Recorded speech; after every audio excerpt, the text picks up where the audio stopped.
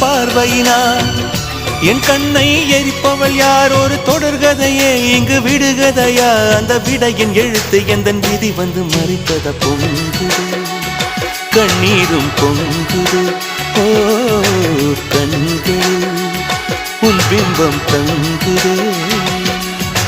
பூசி மஞ்சள் பூசிய பூ ஒன்று